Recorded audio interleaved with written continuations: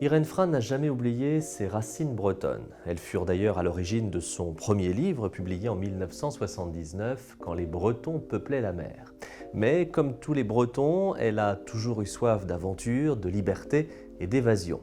Le Nabab, son premier succès de librairie, mais aussi La Forêt des 29, Les Naufragés de Tromelin ou Quai des Indes en sont les représentants. Une situation ambiguë qui n'est sans doute pas étrangère à son besoin d'écriture.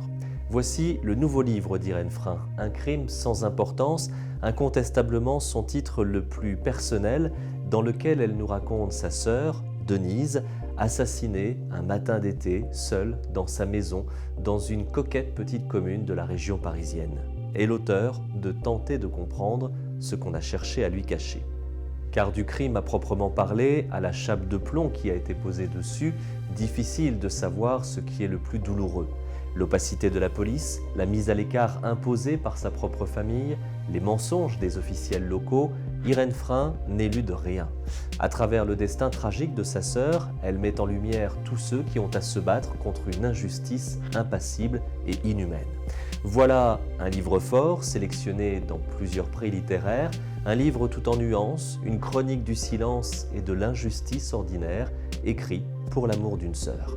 C'est le nouveau titre d'Irène Frein, Un crime sans importance, et le livre est publié aux éditions du Seuil.